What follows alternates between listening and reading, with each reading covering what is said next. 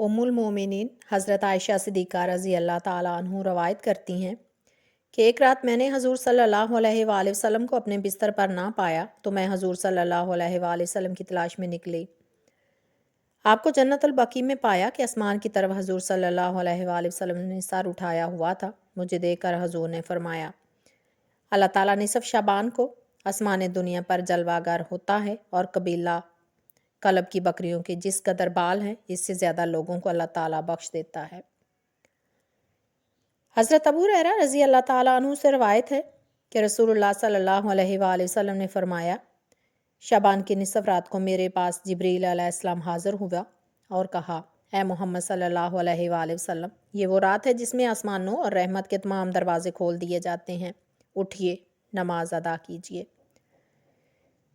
اپنا سر مبارک اور اپنے دونوں ہاتھ آسمان کی طرف بلند کیجیے، یعنی اللہ تعالیٰ سے دعا کیجیے۔ تو میں نے کہا، اے جبریل، اس رات کی کیا شان ہے؟ تو اس نے جواب دیا کہ یہ رات جس میں رحمت کے 300 دروازے کھول دیے جاتے ہیں، اللہ تعالیٰ ان تمام لوگوں کو بخش دیتا ہے جو کسی چیز کو اللہ تعالیٰ کا شریک نہیں بناتے سوائے جادوگر، کاہن اور دشمنی رکھنے والے، ہمیشہ شراب پینے والے، زنا پر اصرار کرنے والے، خود سوز، اپنے والدین کے نافرمان، چغل خور، قطع تعلق کرنے والے کے، کیونکہ یہ وہ بدبخت لوگ ہیں جن کے پاس وقت تک گناہ نہیں بخشے جائیں گے جب تک وہ توبہ نہیں کرتے اور ان گناہوں کو چھوڑ نہیں دیتے۔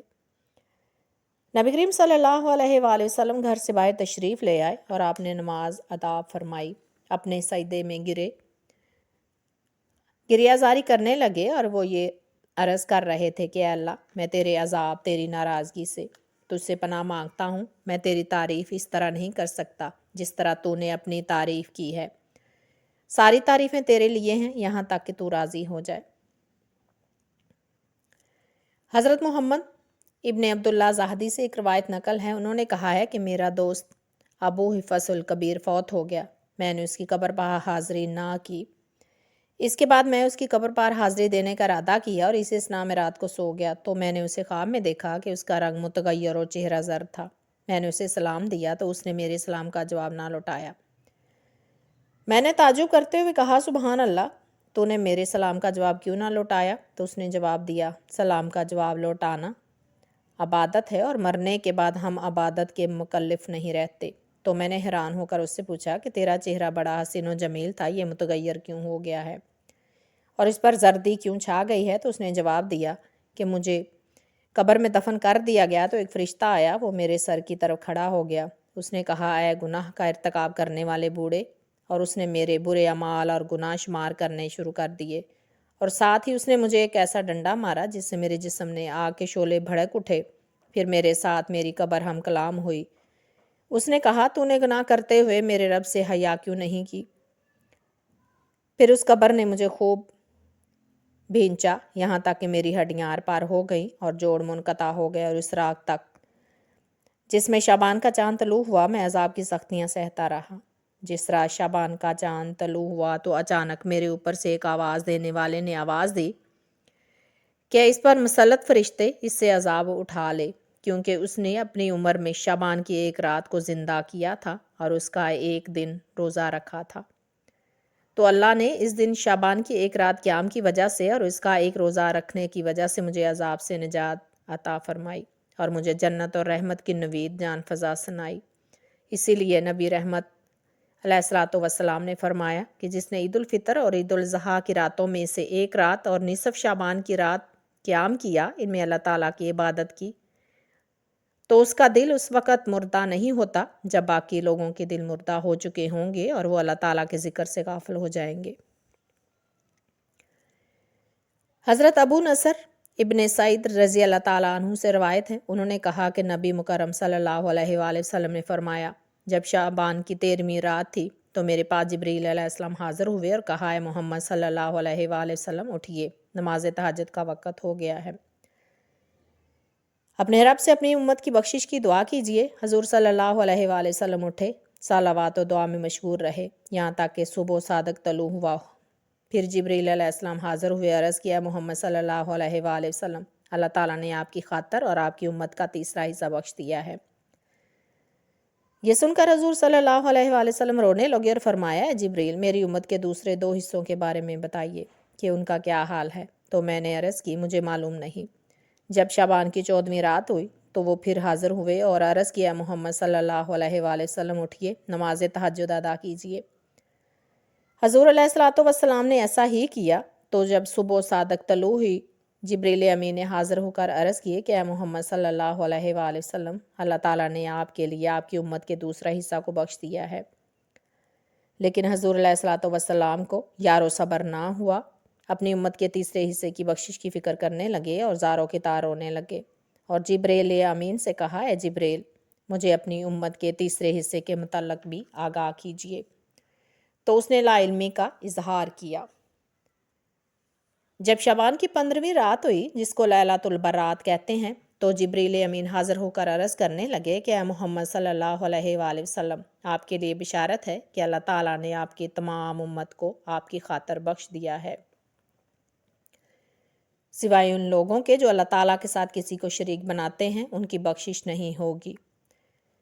پھر جبریل امین علیہ السلام نے عرض کیا، اے محمد صلی اللہ علیہ وآلہ وسلم، اپنا سر مبارک آسمان کی طرف بلند فرمائیے اور وہاں مشاہدہ کیجیے کہ اللہ تعالیٰ کی رحمت و بخشش کا کیا انداز نظر آ رہا ہے۔ تو آپ علیہ الصلوۃ والسلام نے نظریں اٹھا کر اوپر دیکھا کہ سارے آسمانوں کے دروازے کھلے ہیں، آسمان دنیا سے لے کر عرش معلیٰ تک تمام ملائکہ سر بسجود ہیں اور حضور صلی اللہ علیہ وآلہ وسلم کی امت کے لیے بخشش و مغفرت کی التجا کر رہے ہیں، اور آسمان کے ہر دروازے پر ایک فرشتہ موجود ہے جو اس رات کی رکوع و سجود کرنے والوں، اللہ تعالیٰ کا ذکر کرنے والوں اور حضور علیہ الصلوۃ والسلام کی بارگاہ میں صلوات و سلام عرض کرنے والوں کے گناہوں کی بخشش اور جنت میں داخل ہونے کی بشارتیں دے رہے ہیں۔ اور وہ فرشتے یہ عرض کر رہے ہیں کہ مبارک ہو ہر اس شخص کو جو اللہ کے ڈر سے رو دیا ہے اور اللہ تعالیٰ سے دعائیں مانگی ہیں، اور 7ویں آسمان کے دروازے پر ایک فرشتہ مقرر ہے، وہ ہر اس شخص کو مزدہ جان فضا سنا رہا ہے جو اس رات میں قرآن کریم کی تلاوت کرتا ہے، اور ساتھ یہی وہ بھی اعلان کر رہے ہیں کہ کوئی مانگنے والا ہے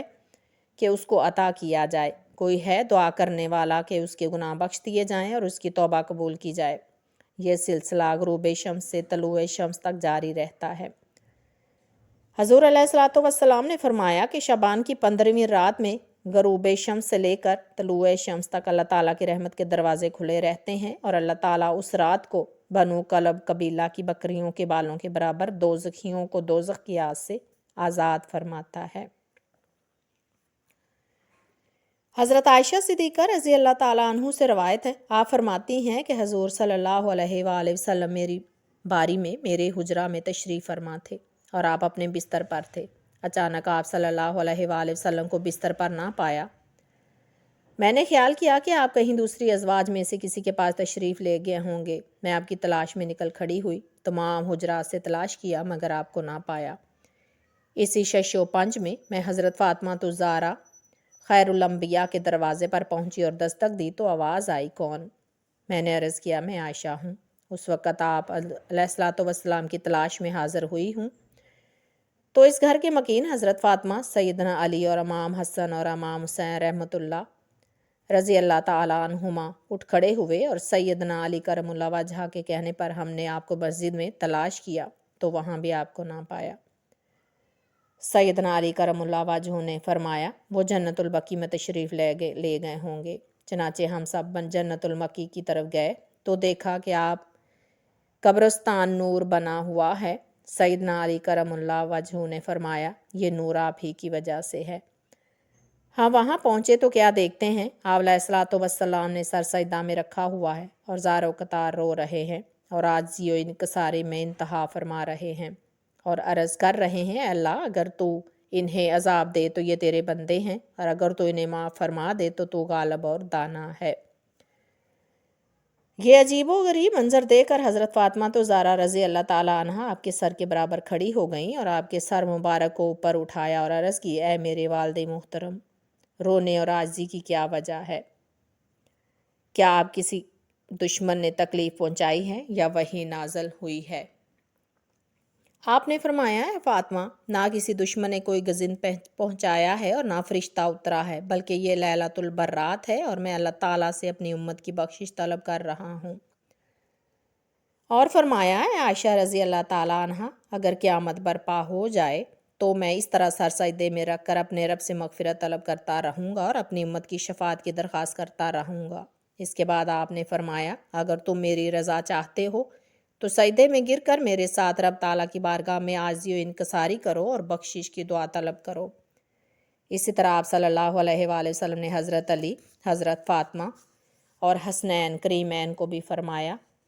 اور آپ کا حکم ملتے ہی سر سجدہ ریز ہو گئے اور زار و قطار رو کر دعائیں مانگنے لگے۔ اللہ تعالیٰ ہمیں بھی اپنے رب سے اپنی بے شمار لغزشوں اور گناہوں کی معافی مانگنے کی توفیق عطا فرمائے، آمین ثم آمین۔